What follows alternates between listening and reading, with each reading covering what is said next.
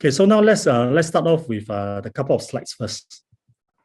Okay, so 1, 2, 3, 4, 5, 6. That's all the slides that you'll be seeing.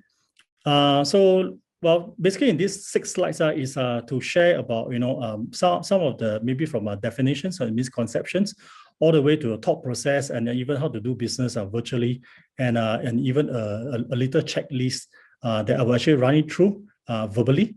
And hopefully that this will actually give everybody some insights of what it is. Okay, so first one is, okay, I can actually share with you. You see, that's all the slides. Okay, I don't go into the details of exactly what all the little point forms and all this. No, I think it's important that especially for you to listen. So let me start off with a very quick and simple one. So first and foremost, what is sales? A lot of people always think that sales means just selling, but then again, sales actually helps your business in running in the short term, meaning that as long as there's something for you to sell, whether it's a product or is it a service, and in exchange you get cash, you get money to come back. And when that happens, it means that you're actually selling something, and you're actually getting the returns. And this is usually for short term. Okay, why do I say short terms? Short term doesn't mean that you just buy and then you just sell and then that's it. Short term meaning that it's actually a very realistic measurement of a transaction that's been ongoing. And when you say sales, it also means that it can be a continuation. But however, it is a bit different when you talk about business development. Whereas business development actually ensures your business actually survive and actually grow in the longer term. So just imagine, I have a product, I purchase it at, let's say, $1. I mark up at about, say, another 20%. So I sell it to someone who is about $1.20, and then that's it. Okay, so I may be able to make the profit of 20 cents, and the 20 cents, can probably help me in the operational costs, salaries, rentals, utilities, and stuff like that. But that is only in terms of short term. Doing it, I keep selling. So every time I sell, I can probably make a profit of about 20 cents per item. But however, business development is different. When it comes to business development, it simply means that you're not selling anything. Okay, you're not selling a product, you're not selling a service, but you're selling the whole entire business. Okay, the whole entire concept, the whole entire assurance to a potential customers. When I say potential customers, simply means that these customers may not even buy from you. Okay, it's a potential. That means that you're targeting this particular person, and to tell him that, hey, this company A, we have the right people, we have the right product, and down the road, should you have any requirement, any needs, come to us. We will be able to fix your problem. We'll be able to solve your problem. But in exchange, I'm trying to give you values. I'm not trying to sell you an item now where you don't need, but instead I'm actually giving you an opportunities to myself, an opportunity to you to be able to align together that should you have any requirements down the road, I can actually help you in that. So the business development is basically sort of like, helping you to do a closing in product sales, but not immediate, but more of to sell you the understanding that we are there if you need us. So, however, sales is a bit different. Sales is actually quite straightforward. It's a direct transactions. Okay, I have something that you need, and I sell it to you. I make a profit from it. You get the product, and then we move on. So I think this is where the part where a lot of people always get confused about, hey, if I'm doing sales, if I'm doing business development, are they similar? Answer is actually not. So basically, when you talk about business development, it simply means that you actually put it all together. And the initiatives and activities actually to make the business better. So let's say, for example, I'm a business development manager, which I was. Okay, when I first started my first job, I was actually a business development engineer. So that was a combination of I'm actually selling the company's products with the concept and the ideas, okay, to someone who may not need it now. But when we talk about sales, it's actually quite straightforward. Sales got to do with profit.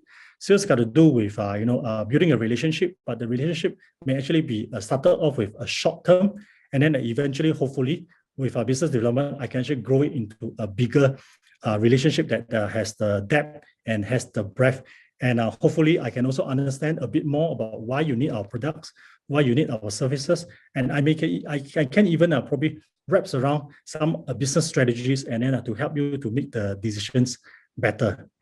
Whereas, as I mentioned earlier, when it comes to sales sites, lots of people always have this misconception that to do sales means that you really have to be very good in talking. You have to be very good in, probably even sometimes a borderline of misrepresentations, or that you probably even have to be cunning, or that probably, is a matter of either you have that skill or you don't have the skill. And it's not something that you can actually pick it up. Well, basically, these are all misconceptions, which I will explain a bit later.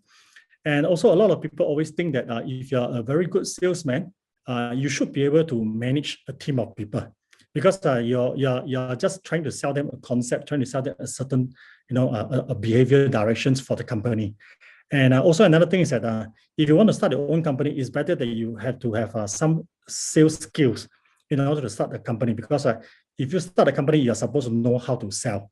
That is also another misconceptions. And also another thing that a lot of people always think that sales is either you have it or you don't have it, because if you have it, you're able to sell anything. Okay, I think this is also a huge misconception that a lot of people are always thought of. Okay, so the truth of the thing is that sales, is it really built in, meaning that when you're born with it, you actually know how to sell? So does it mean that no, this skill set is only pertaining to people who want to sell things? I think it's wrong. My experience to share is that I feel that everybody should know how to sell. Okay, so what do I mean? I mean, when we say selling, if you're talking about, as a title on the business card, that means that you're a sales manager, means that you have to sell. The concept of selling maybe a product by itself, maybe an idea, excuse me, maybe a value by itself. But I think that everybody must know how to sell. So when we talk about how to sell, it can actually be seen as easily as you're trying to sell a product.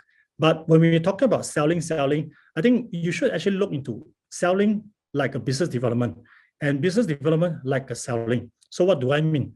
Meaning that what you need to do is that you first have to identify what does the other party actually require.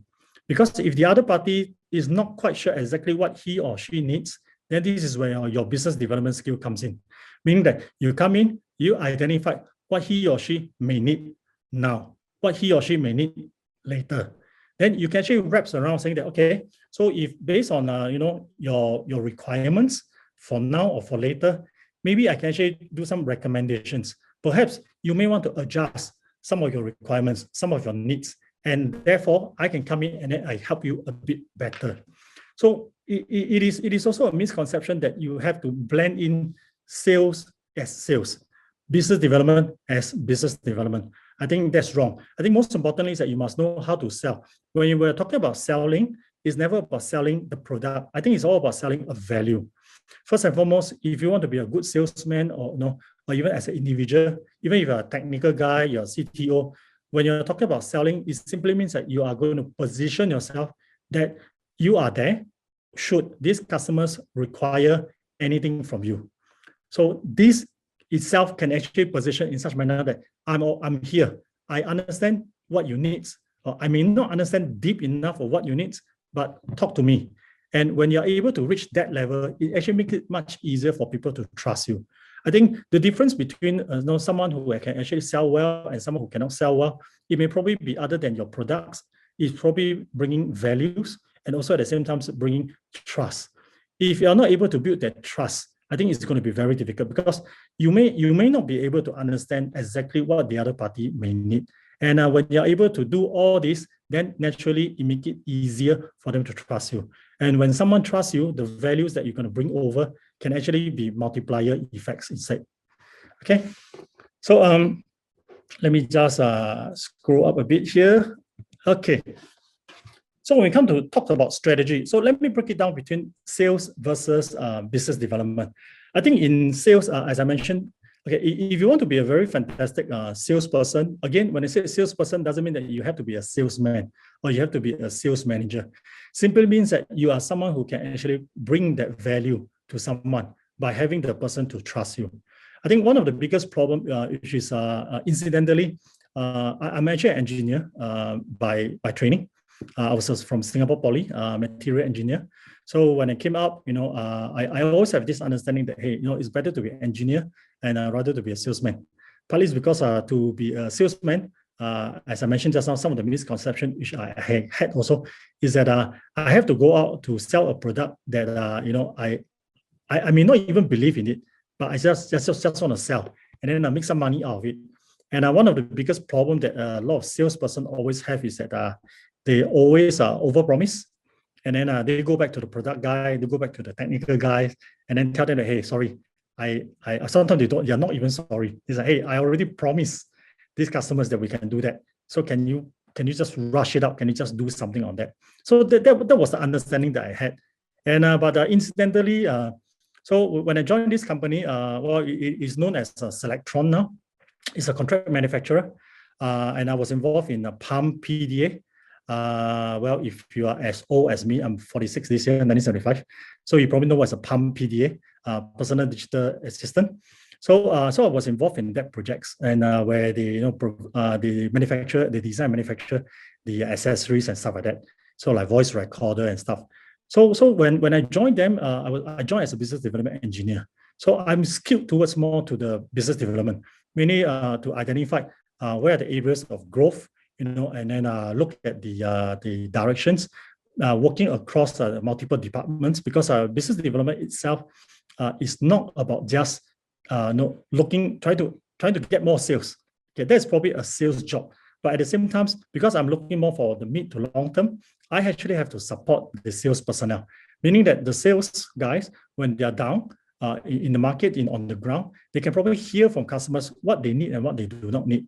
And then they share with us, and then I understand, okay, that these customers, maybe from these particular demographics, they may actually need this more than that. So what do I mean? So for example, like a pump PDA, so probably something like a phones. Maybe just imagine like iPhone 12, iPhone 11s, something smaller. There was using lots of buttons with it. So here's the thing. Lots of people were like, okay, I have a PDA, I have a device, I want to sell to the market. So how does the accessories going to be designed? So the product guy will work together with the sales guys, will work together with manufacturing, will work together with us, to say, okay, this is the product that we want to do. And we need to go to market and to find out. So this is where marketing comes in, doing surveys and everything. But for us, as a business development engineer, I'm not going to see it from just the business itself. I have to see it from an engineering point of view. So what do I mean? So for example, we are Asians. So in general, Asians, our pump are not that big. Okay, mine is not a good example because I'm very tall. Okay, so for example, in general, probably let's say in Asia, at least in Southeast Asia, most of the folks, their palm is actually not very big. So that means that when you design an accessories, what we did was it was actually a voice recorder that you attach to the device. So you see, the thing is that from a business point of view, okay, you want to sell more, nothing wrong with it. But however, from a business development engineer point of view, I actually see it as, okay, I know sales want to sell a lot more. I know the technical and the product side, they want to make sure that the process of a manufacturing is cost effective and efficient enough. But from a business development point of view, I have to see that the person who actually buys it, who use it, they actually find it comfortable and comfortable enough that the next generation and the next generation of devices, of the accessories that you're going to produce, is actually can attract them.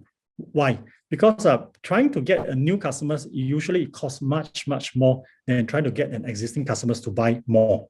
So that was my role. So my strategy as a business development was to go down to the ground, talk to the fella, come up with a prototype, and then let them try it out. So the first few things that I did was, just make a size, make different sizes, and then we share. We get a whole bunch of people to try it out, and then they try it out. So typically, okay, if you happen to be a right-hander, okay, right hand, most likely you will be putting your devices on your left pocket. Okay, vice versa, if you are left-hander, okay, then you will probably put your devices on the right side. I'm saying this mainly more targeted at the male, okay, more at the guy side. Because during that time, most of the PDAs, the devices purchase was actually done by more guys than ladies. So when we tested out, we actually tested out with a lot of users and asked them, hey, what do you think? Then we realized that because it's right-hander, when you take it out, you are using your left hand to take out the device. So when you took out the device, okay, you may actually pass it to your right hand, or is it actually you open it up on your left hand and then use your right hand and press on the screen. I mean, if you don't believe me, you can actually think about how you actually carry your phones, especially for guys. Is it true that you're right-hander, you put your phone on the left side, and then when you take out your phone, you use the left hand, but when you're talking about control, pressing buttons, are you actually using right hand or using, fingers of the right hand or fingers of the left? So most likely you will be using left hand to hold your phone and then use your right fingers, fingers of right hand, and then you press. So that was something that we actually, we worked together closely with the engineer teams, and we worked with the sales team. And the funny thing was that we went in with the understanding that we want to get more sales, but not now, but for long term. And we do discover that apparently it is actually quite interesting that most right-handers actually put their devices on the left side. And therefore, if we were to design the accessories should focus on the left hand, the thumb of the left hand, so that this person can actually press on the device, hold the device, and then you can actually use the right, side to actually. Last time we were actually using stylus to write and all this. And so why am I sharing you on this? There's a huge difference, as I mentioned, because just earlier on I talked about a bit more about these sales. But from business development, you have to look into a lot of aspects of it. And this is also where you work with a lot of, the departments. Because from a business development side, you are not just solely, as the department itself. In fact, for efficiency or even effectiveness, I will always recommend my clients that if you do have a business development person, it is always best to put the business development persons into different departments, at least to work for a month or 2 weeks, to let him or her actually understand that in order to be a very good business development personnel, you actually have to understand which of the departments, what have they been doing, what are the pain points, and then from here you can actually understand the whole entire concept of a business, so that when you go and engage a potential clientele or potential customers, you know exactly what kind of pain points are you trying to target. Okay, so that is actually one of the strategy that I will always recommend. But on the other side, if let's say if you're more in the sales side, so I think the very first thing that you always have to understand is that what, where, all the W's, your what, where, when, how, or even if with a H. Okay, basically your what, where, when, how, why, and all this. You should actually circle it around. That means using these few alphabets, okay, that you can always repeat. So for example, you may want to first and foremost know what are your goals. Okay, when I talk about what are your goals, means me. If I'm the sales personnel, I'm the salesman, I have to understand what are my goals. Okay, if my goals is actually to sell more computers, if my goals is actually to sell more, software as a platform, platform as a service, okay, or software as a service. Okay, if my objective is actually to sell more house, if my objective is to sell more things, then I have to ask myself the W's. What are my goals? How am I going to reach it? Okay, why should I reach it? Where should I target? When should I target? That kind of stuff. So you can always use these few and then just put it into different questions, because you'll be surprised. Some of these folks, when they sell, a lot of them sell because of, as one of the drive, maybe the commissions, maybe the figures, the extra monies that they can bring. To be honest, nothing wrong with it. But I think to differentiate yourself, to be a really good salesman, I think the first and foremost is that you have to understand all these W's, okay, what, where, when, how, and all this, to yourself first. Because don't be surprised, whatever that you see, it is usually from your angle, your point of view. Again, nothing wrong because you are driven. But however, to differentiate yourself, okay, you will probably have to look into what the other party wants from you. I think this is more important, because sometimes when you're selling a product, you may actually do a one-time sales only. As I mentioned earlier, it is always easier to get someone who had purchased or buy an item from you and then to buy more from you. And that's where you build a strong relationship. So sales guys, there are several types. Some of them just, like, well, I hate to say this, but some of them just hit and run. Just do one-time sales and then they forget it. But if you're looking at the long run, those who actually do a hit and run, meaning that they just sell one time and then they disappear and they don't come back to you. Support is gone, everything is gone. Eventually, it's going to hurt the business. Okay, so if you happen to be the owner of the business, you may want to look into such kind of personnel. Whether do you actually want to hire them? Because if you want to hire someone to actually do a hit and run, eventually it is going to bite. The sales may go up well, but eventually it's going to bite you on on your business. Preferably find someone who actually get trained up not as a sales personnel itself, but similarly like the business development guy that I mentioned, put him or her into multiple departments.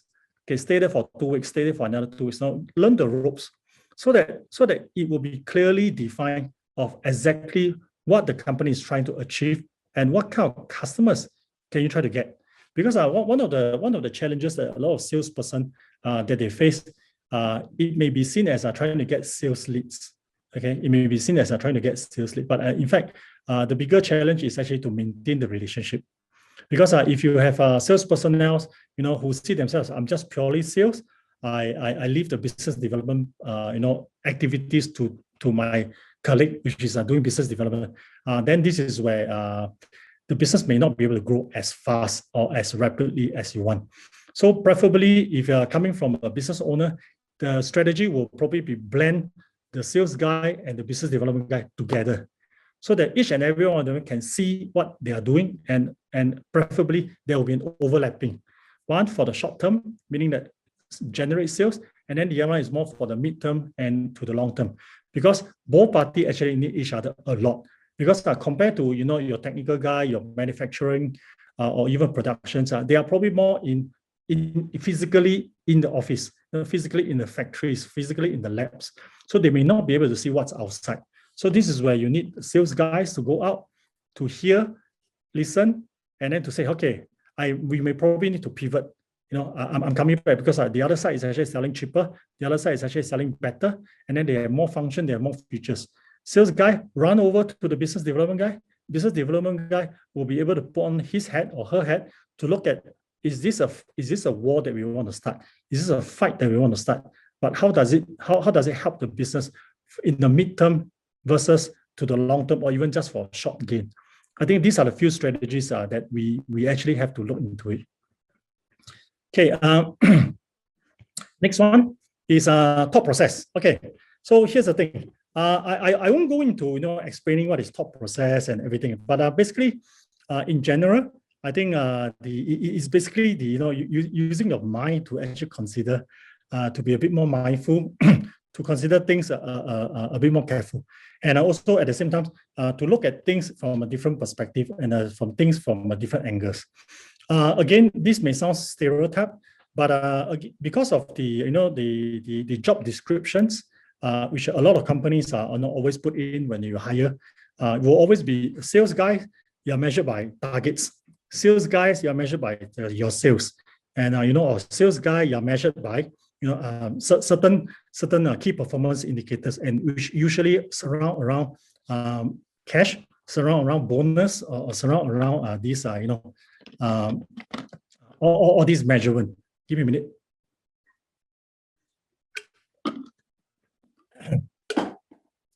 Yeah. Excuse me. Yeah. So I think there's nothing wrong with that, but take note. If you're in the hiring process, let's say, for example, you are the owner, the business owner itself, or even the startup founders and all this, you have to understand, don't measure them, okay, or sorry, don't give them the kind of measurements based on that. It may sound stereotype, that why, isn't this is what sales guys are? Yeah, sure. But you also don't want to create an environment where you're driven only by pure numbers. Okay, if you are the owner yourself, when you created such kind of environment, okay, the thought process of all the sales personnel who comes in will eventually be skewed towards, I just need to bring in figures, I just need to bring in numbers so that I can get the bonuses. So it's a carrot and a stick. I dangle the carrots in front of you, and then you run as fast as you can. Sure, But do you know that, in a lot of companies that are very successful, it is not just pure sales by itself. It's all teamwork. Yes, the sales guy may be running outside, seeing things, trying to get sales. But I think you have to understand the thought process of a lot of these folks. Okay, it can actually be conditioned.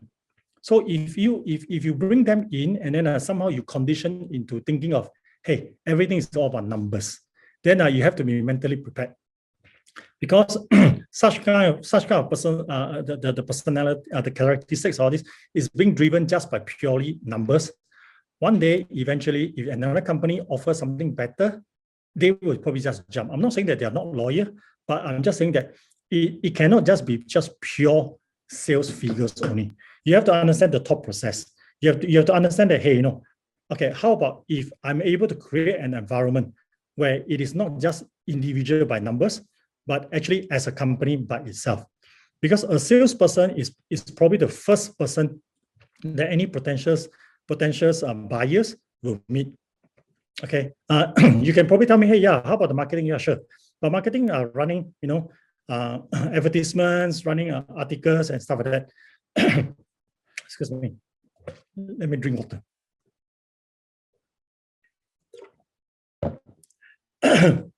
Yeah, excuse me. So in this case, I think it's important that it is a responsibility not only for the human resource HR, but also at the same time, you must understand, if you want to condition them to think of it in such short term, eventually it will come and hurt your company. Because sometimes when they sell, they just want to sell the numbers. And any problems that they may actually take a while to rectify, or maybe there may be some problems, or maybe some feedbacks or some negative feedbacks, they may actually not come back to you. Because if they come back to you, there's a risk of your best selling products may actually be recalled. Your best selling products may actually be delayed, or maybe it creates such a frenzy that as long as I create sales, I think that's what I need. So I think this is important that when you hire all of them, it is always good to put them into different departments and then get to know and have at least be empathy to understand that each and every department have their own challenges. So it's not just about selling. You probably have to look into the safety aspect. You have to look into the social responsibility. You also have to look into are you actually able to deliver a good quality product based on the price that you pay. So this is where thought process have to come in quite clearly, okay, to understand each and every of the sales personnel, to tell them that, hey guys, while sales is important, but the reputation of the company is also as important. And then create an environment where they can actually put not just themselves, okay, but also put the business in front whenever they meet the customers. So when they are meeting the customers, it is about the company itself first, the business itself first. So the kind of thought process you have to generate in such manner that they can actually understand that, hey, they are not just selling for themselves, they're actually selling for the business, for the company together. So the thought process, when you draw it down, it actually grow into them. And this make it much easier when everybody start to work as a team, okay? Why? Because too many companies that my company BlackStorm that we work with, we realize that there's always companies that sometimes when they grow too big, they have sales department, but the sales department sometimes they are split by products. Okay, so if this company have these departments, and then these sales departments will probably separate by products, and each and every one of them are being pit against each other. And sometimes there's overlapping because you are not talking about one kind of customers buying one kind of product. It can be one customers buying multiple products, because why? It's the industry, and they actually needs several things to link them up together. So this is it ended up that when the companies put sales, put numbers in front, it sometimes creates ethical issues. It creates ethics issue where some of the sales personnel will just want to sell more, but without having a care of the company's reputations, and then eventually lawsuit and all this actually comes in. So this is why sometimes companies actually hire us to help to fix some of these issues, including training the sales personnel to actually be a better one. Especially all this stem from the directions of the company.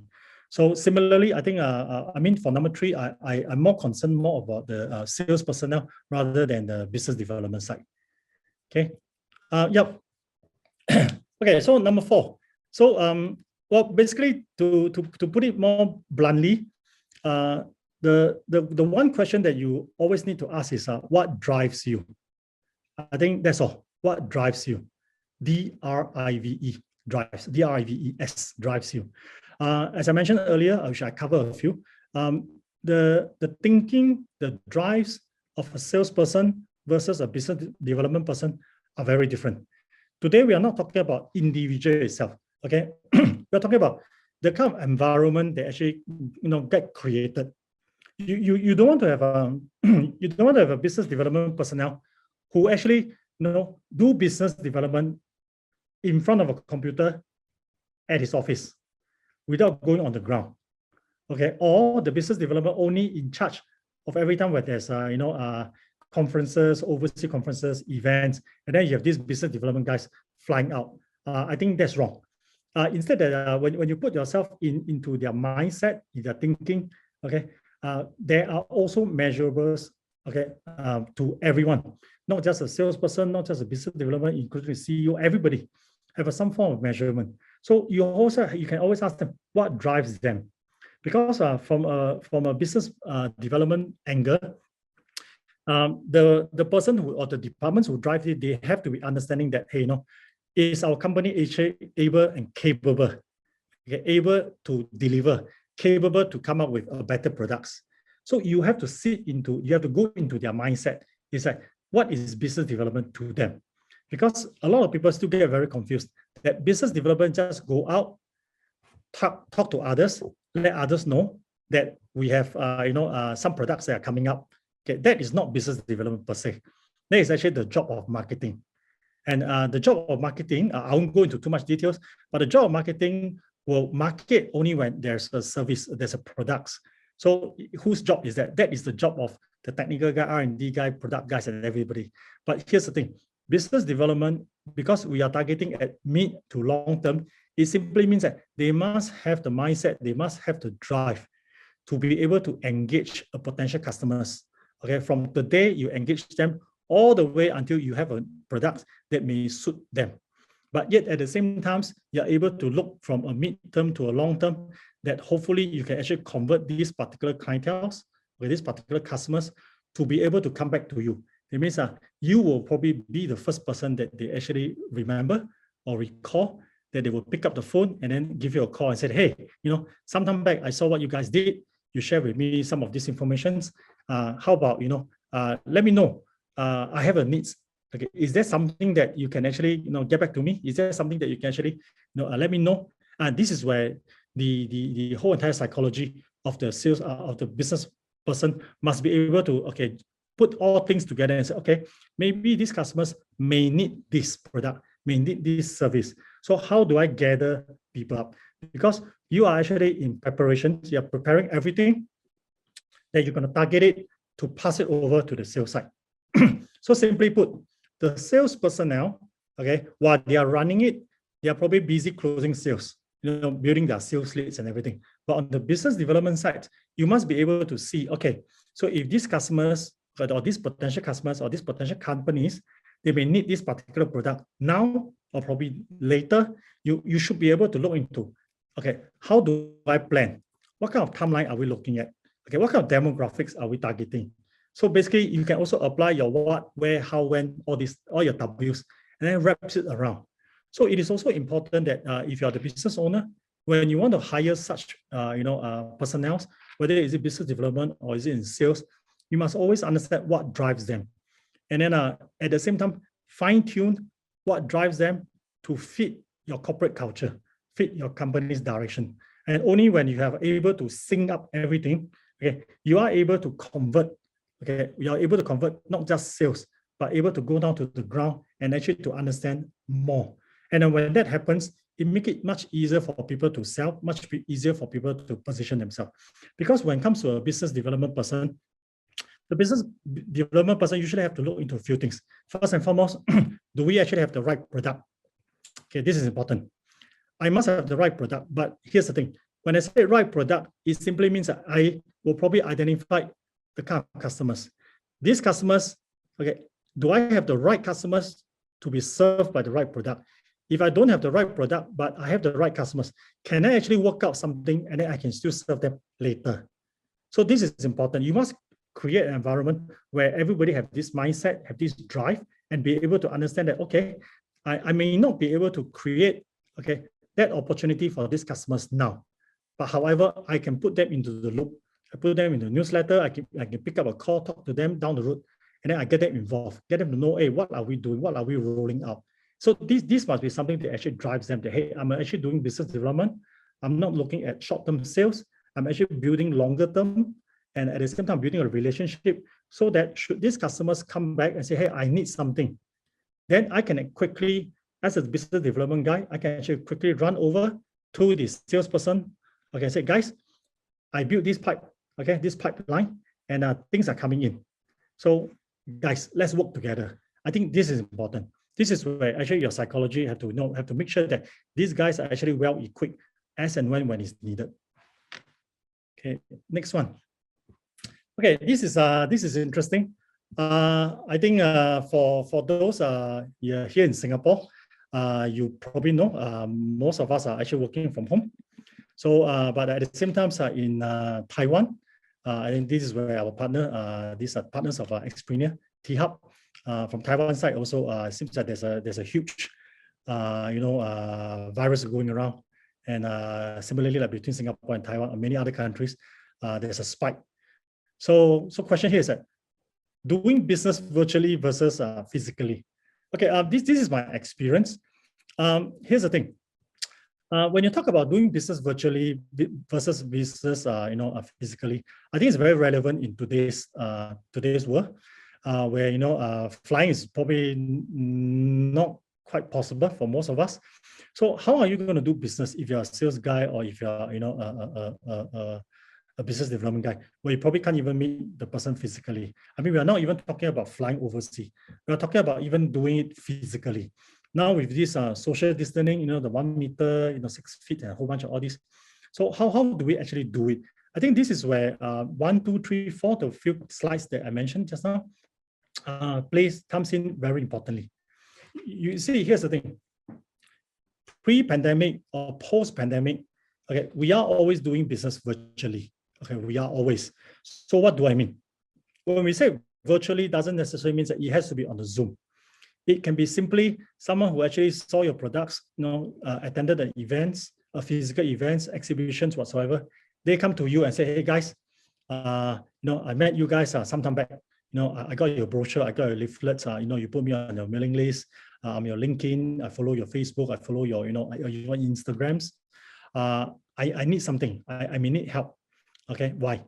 It may not necessarily mean that they are not able to get their needs or their wants service in their own country. It may just be that you probably have something that the other competitors, local competitors, may not be able to provide. Maybe your service is better. Maybe you're more reputable. Maybe you have a much more superior products. So when we talk about doing business virtually, then this is where it actually does make a huge difference between sales and business development. Okay, sales is actually quite straightforward. Okay, it's either you go out, virtually and start identifying which are the kind of customers that you may need. Well, sometimes some of them actually do look at the necessary events, look at the joint associations, and then participate in events, and then they send it out. Emails, newsletters, and everything, and then they follow up. So that's probably what some of the marketing folks will actually help on the sales side. But however, doing sales, especially doing virtually, if we can meet physically, that's always the best. But if you can't, then the next best thing is actually calling. I don't know about you guys, but I think the attention spans are for most people, especially on if you're texting each other, I think the attention span is actually very short, because not only you send a message to them, maybe 10 other people are actually sending messages to your potential clients, and everyone will probably be fighting for the attentions. But if that is the case, isn't it better to just arrange a time, give a call? And sometimes calling don't even have to go into Zoom. Like, I think this is why these days there's a lot of Zoom fatigue, because it seems that anything you have to do by having to meet face to face. I mean, at least virtually. I don't think so. I think this is where the part of doing business virtually is where you really need a lot of help from the business development side. So what I mean is that when you go into the business development side, to work with these folks, to be the guy, let's say when you're in a war, you don't just attack straight away. You probably send planes, you send to bomb the place first, send rangers and a whole bunch of all this. So business development are just exactly like that. You actually get them to comb the market, comb the demographics, and then quickly identify, and then probably even funnel it down. And then working together with the marketing side. Once you funnel it down already, when sales leads start coming in, and this is actually you spend a shorter time to target all these who comes into you, okay? And then leave the marketing, leave the business development guys to actually go out to do a sort of outreach program. And then when they do all those, then you funnel and then you filter, then you come in.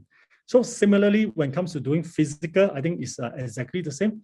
It is also, instead of doing virtually, okay, more virtual, you can always have a lot of tools. You can have tools that you can actually manage your sales lead, your generate your sales leads, everything. But similarly, physically, it's actually much easier. Partly it's because of physically, you are physically in front of the customers. You are doing face to face.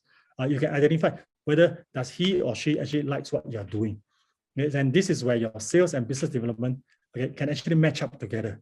Which is why I always encourage, if someone who is in sales, but somehow they actually fare better, they actually do better in business development, or vice versa, it may actually be easier to pair them up together. Okay, don't worry. I mean, if you're a business owner, don't worry that is this gonna cause you to lose money? Actually, it's not, because by having two persons of different skill sets, but yet at the same time there's some overlapping, they may be able to actually help each other rather than pushing away each other. So when they work together, whether it's virtually or even physically, they can actually go in, okay, and target the customers, and then even filter. And then when they're seeing it, one from a short term, one from a long term, mid term to long term, this can actually help them to qualify and quantify potential clients faster. Okay, last one. Okay, checklist. Okay, my checklist is actually quite straightforward. I mentioned earlier. I think the checklist is basically your W's and your H. So it can be a why, what, where, when, how, and stuff like that. Okay, there's a few W's. Okay. So so why is this even a checklist? Here's the thing.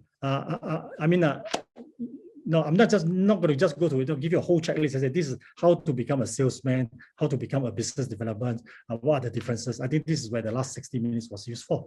But what I'm trying to say here is that first and foremost, the checklist that you should actually look at is that number one, you have to understand everybody should know how to sell themselves. If everybody knows how to sell themselves, meaning that you are selling a product, okay, you're just selling the products, but you should actually sell the value. You should actually sell trust. So when you're able to get the other party to trust you, and then when they trust you, they see that there's a value in what you're trying to sell them, that is a checklist by itself. So this is important. And then the other one is that you also have to ask yourself, what drives you yourself? Whether are you a sales, are you in business development, what actually drives you? Because if it's just purely, hey, I just want to be driven because I want the sales, I want to get a commission, nothing wrong. Okay, but it is also at the same time, if you're a business owner, you probably need to identify, okay, what are the types of people that you want to drive in, that you want to bring in. Because if you are bringing the wrong people, yes, it may give you short-term sales, but it may actually damage your branding. And as we all know, once a brand is damaged, it's going to be very, very difficult. And also another few things is also why. Okay, why do you need such kind of a business? Okay, what are you looking at? So why do we hire this particular person? Why is this product being made? So all this should actually wraps around to get the sales guy and the business development guys to actually go down to the ground to really listen. I know that some of you guys may say, hey, shouldn't that be the job of marketing? Yeah, sure. But guess what? Business development and sales guys, they are your front line. They are actually on the ground much, much more. And they can hear, they can listen, they can have a cup of coffee, they listen to a lot of stuff. But most importantly is how to translate that into something that is measurable for them to sell more, for them to look into the midterm, for them to look into the long term. That should be something that we should actually understand a bit more. So the checklist is just basically your W's, okay, what, where, when, how, and all this. Put them in, Okay, this is not a playbook. Okay, it's not like a guide or whatever. I think most importantly is that understand the difference between both of them. And here's the thing: you don't have to choose that you have to be one of them and not the other one. In fact, you should actually look into how to tap onto the strength of both. And this is where I think this is what I want to share today. And hopefully it has been useful for everybody. Okay, thank you so much, Paddy, for sharing. Now we are opening to the floor for some Q&A session. So we already have a question in the chat from Andrew. So do many companies not use business development as a euphemism for sales? So here's the thing. I think it also depends on, it all depends on also the business owner. Because I think one of the misconceptions that a lot of people always have is that, do I even need a business development? Can I actually get a sales guy to be a business development? Meaning that I actually, instead of hiring two types of people, why not I just combine them together? Well, there's not a yes or no answer. I think it also depends very much on the company. Can they actually afford to hire? For me, it's actually quite straightforward. Let me just break it down. For a lot of startups, I think the very first thing that they look at will probably not be hiring a business development. Okay, it can probably be looking at, I'd rather have someone to bring sales, to generate sales for me now. And then once I have enough sales, I have enough revenue, then I will probably look into if there's a need. Okay, if there is a need or a huge need, then I look into a business development. Is this short-sighted? I don't really think so, because I think for startups, their standing is a bit different. Some of the startups are actually running on fundings. So to them, it's that, hey, I want to have the numbers. I want to have as many users as possible. And users, but that may not necessarily convert into paying customers. So which is why I'm not surprised that some of these companies that are in startups, they actually don't even hire sales. They actually hire community managers. So when that happens, does the community managers can function like a business development? Answer is yes. Because ultimately, if you are a community manager, you hire them, you get them, get the users to come in. Okay, and when that happens, this is actually, you have a base. And when you have a base, you can actually do a conversion to them. So similarly, if you're talking about SME, some of the SME may not even see themselves as, hey, I actually need business development. Because why? The owner themselves will probably can actually function as a business development. So in this case, then who should actually hire a business development?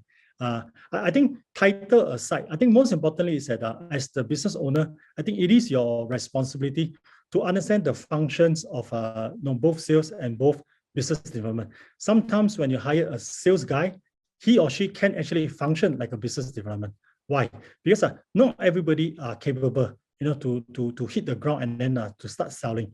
Sometimes you have to put them, go through maybe a probation periods of 3 months, get them to actually understand the products and then get them to feedback. That itself can function like a business development role. So that if you need things like, I don't need a long-term one, I may actually look into someone that's coming from the sales, especially if sales is a concern. Okay, I hope they understand. Give you the answer. Okay. Cheers, thank you, Paddy. Yeah, let me see what's next. Okay, with the current COVID situations, do you feel business development has less importance since physical meeting is tougher and business depends more heavily on virtual marketing and virtual sales? Okay, answer is yes and no. Okay, why? The biggest problem here is that it's a current COVID situation. I mean, let's put it this way. Last year, here in Singapore, at least 7th of April, I think this is the first day of a so-called circuit breaker. I think during that time, nobody actually knows what is going on. And during that time, we thought that probably just a month or so. And then guess what? It actually extended. And similarly, like here today is a Thursday. Today is since Sunday until now. In fact, this is actually the 5th day of the lockdown or circuit breaker, whatever you call it. The question here is that we may not be able to foresee the future too long, okay? But I do know that, you want to get sales, here's the thing. Not everybody wants to talk to a sales guy because a sales guy is being driven by numbers. Again, nothing wrong. But a sales guy is when they are driven by numbers, it simply means that they are not able to see you physically. So they may actually need to push up. So when they push it out, they try to get as much engagement as possible. But guess what? Not everybody is ready to buy now. Because there are some companies, with products, with services that actually needs you to service them, needs you to talk to them, or even physically visit your factories, physically to touch the products and understand and all this. Unless the sales guy is able to function like a business development, they means to share with them, hey, this is what we have, but with no intention that actually I need to close this sales immediately. Okay, no simply means that. Okay, no simply means that. Nothing beats physical, because even you do business development, you always want to have someone to be able to sit down there, talk to you, and then see your body language, see the way you move, your gesture, your tone, and everything. As much as Zoom or Microsoft Teams or Google Meet can do that, but here's the thing, on the physical, you can just give a call to the fella and say, hey, you want to have a cup of coffee? Okay, probably everybody needs a cup of coffee. Okay, or tea, or have a drink. And then this is where physical comes in. When you sit down, you talk, and then you understand the problems. So we understand the problems, and then if you can come in now, good. If you cannot come in, hey, guess what? I'm a business development guy. I introduce some other partners or some other contacts that may be able to solve your current problem. Okay, that is where business development comes in. Just like now, let's say we are all at home. I don't think I will ever want someone to just dial in to me and say, sit down, expect me to sit down and then say, hey, so Paddy, how's things? Hey, how are the kids and everything? I tell you, I will never entertain that, because if you and I, we are all at home, so most likely we are going to have a lot of calls all scheduled properly. So whatever there's in between, there are gaps, I don't think I will actually have the time to sit down there and to have a small talk with you over Zoom. But however, to do physical, it simply means that, hey, I need coffee anyway. So since I have someone who's physically here, I will sit down. And this is where business development can come in. Okay. Last one, is it? Okay. Okay, there's another question. What's your advice on finding a balance between maintaining companies' brand and reputations while hitting sales targets? Okay, I won't give you the typical answer. I think a typical answer will just be, do trainings, talk to people and everything. I think, to be honest, I think it's going to be very tough. Why? Because I think our views to the world is actually through our laptop or through our devices. So that simply means that whatever that we're going to do is probably through this particular screen. Okay, everything that we see, okay, we literally can have a lot of control. So this means that if I go to a website, there's an advertisement that comes up, I can just install an ad blocker and then just block it. Okay, if I go into the LinkedIn, somebody have some conversations, probably have friends who have a conversation which I'm actually not interested. Okay, I can actually snooze it for 30 days, and then I can move on. So I think my advice will probably be to strike a real balance. Okay, it should actually be using, if it's during a COVID periods. Okay. It is not so much to build on it. It's actually to do maintaining. When we talk about maintaining, simply means that pick up a call, not Zoom, pick up a call, talk to your potential partner, talk to your potential customers, talk to your client, and just talk to them. Just a very short one. Talk anything except business. That means don't talk about business. Just talk about something that you and I, we are all suffering. Meaning that stuck at home with our kids running. At least for me, there are 2 kids running around every time. Okay, so I rather have someone who actually just pick up a call. Hey, Paddy, I'm not asking you for a cup of coffee, but let's sit. Let's ask. No, how's things? Bad. Okay, let's complain a bit. Let's bitch a bit and everything. I think that itself actually goes in and say, hey, you actually care not so much about me giving you sales. You actually care about my mental health. You actually care about my wellness, and you actually bother to call and not just just intrude into me with a Zoom call. I think this is where I rather let the people associate you with your company rather than pushing lots of advertisement to it. Because similarly, even let's say you don't do it on the virtual, you do it on the physical. I think I was a business development engineer. So what I always do is that I will always have a list of people that I will call. And during my time, there wasn't any WhatsApp. We were doing SMS. And then we were talking about international SMS. So what I always do is that I will always remind myself using my PDA with a to-do and a reminder to have at least 5 people that I will always keep in touch every day. That means 5 different people that I always keep in touch for no reason. Well, not in a way, not say no reason, but in a way that actually I just want to let them remember me, so that I myself will not fade away from them. Fade, F-A-D, will not fade away. So what I'll do is I just pop them a message and say, hey, how's things and everything, and then that's it. I think this is why, because they will associate me that represent a company and represent a product, and over time they will remember me. When they remember me, they will associate all this, and then this make it very easy that I can actually engage them as and when things are better, or when I have new products. And at the same time, I can actually easily just say, okay, we got a new products. Let my sales guy talk to your sales guys, and then let them have a bit of discussions and see whether if there's anything that we can fit, and if there's anything where we can be of service to you. I think this is where I will try to maintain. I think now it's actually much easier. Now you have you have a WhatsApp, you have you literally can reach anybody just through the phones or through the email. I think if you really want to maintain on it, don't look at it from a tangible or intangible, but just look at it on a personal. Because once you're able to go into the personal on that level, just tell the fellow, hey, how's things? What are you doing? You need any helps? If you have any challenges, I see what I can do with you. That's it. And people actually remember. And when that associate you very closely, and this is where a reminder is being plugged into their head, and unknowingly they actually will come back to over time. If you have more questions, right, feel free to drop it via Paddy's LinkedIn, which I will share later on. Okay, so before we end this session, let me share a bit of slides with you guys before we end. So I know that this session is a bit short. So if you want to know how to really sell in Southeast Asia on a bigger picture, because what Paddy has shared is only the surface level. Okay, so if you really want to know how to sell, take a look at this course. Okay, so what will be covered in this course? So we have the introduction, how to sell in Southeast Asia, understand the whole ASEAN region, how to decide where to sell, the key factors, financial, etc., and some market entry strategies. Okay, this slide will be sent to you guys after this event, so not to worry. Okay, if not, you guys can take a screenshot of this.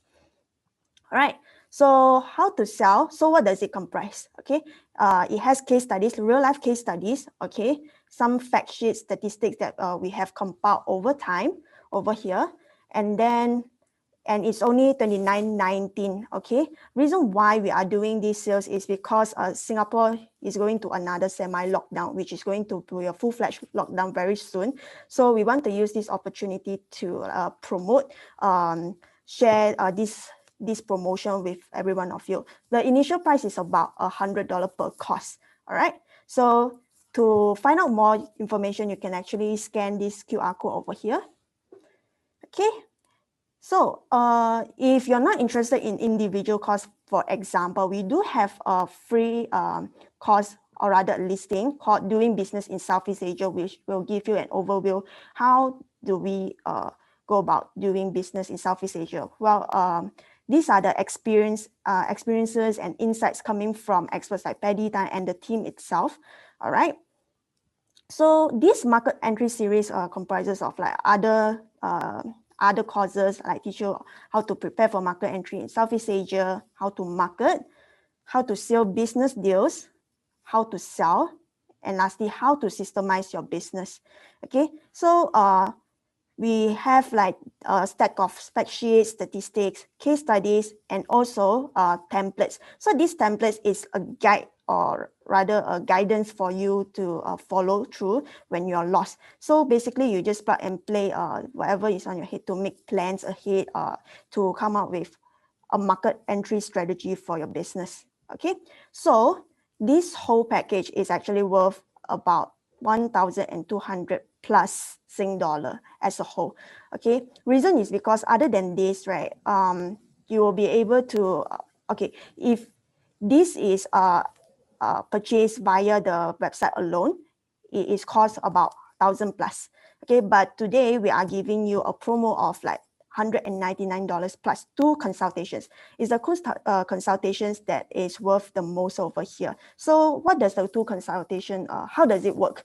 Okay, so basically, if you sign up, so you have 2 available slots to, you can send in your availability to our experts, let's say Paddy Tan. Okay, you can buy in 1 hour or 30 minutes and then just ask whatever questions you have on mind. And then he will answer whatever it is, okay, within that given slot, okay? So if you want to find out more, you can actually scan it over here, all right? Okay, so other than that, okay, we also have like interviews with entrepreneurs from Southeast Asia, okay? So these are the list of people that we have interviewed. And of course, there are many others as well.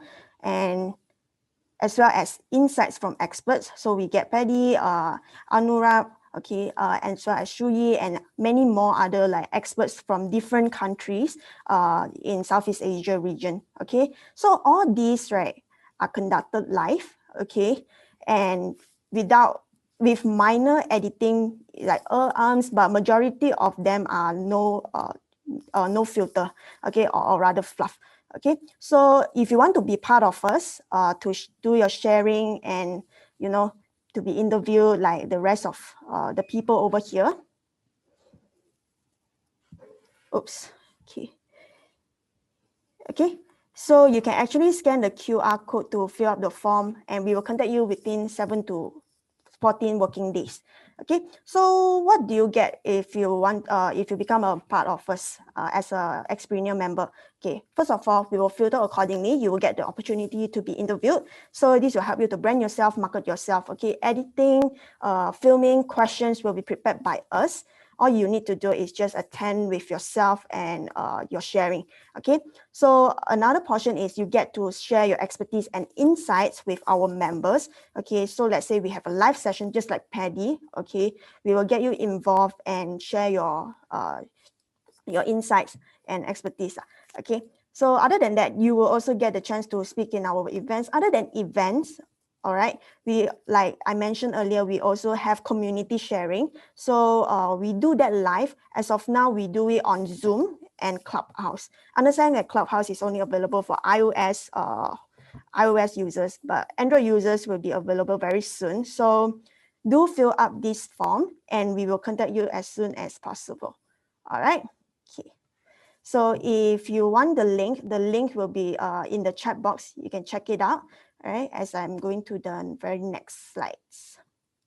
All right, so for more updates or queries, you can actually contact us via the various social media platforms over here, or you can contact us at media@xpreneur.com. Okay, so updates could be being a part of our community. We also help to like matchmake with people who wants to look for jobs, people who wants to look for partnerships, or any other potential opportunities that can actually help you scale your career journey or even your business. Okay, so more updates will be posted over here. And of course, we have more webinars and events, or rather sessions like this coming up.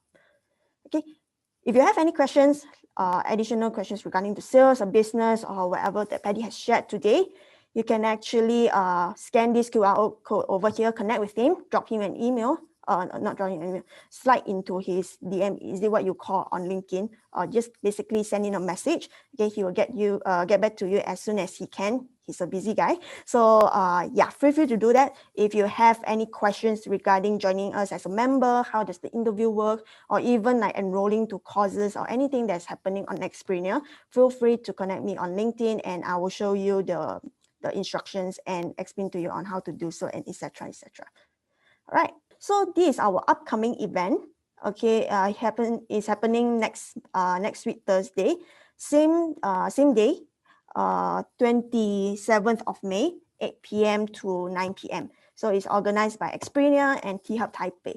Okay, so if you want to join us and find out more about regarding to developing business overseas with border restrictions, as COVID is getting serious over time right now, we can't fly, but we still need to do business to survive.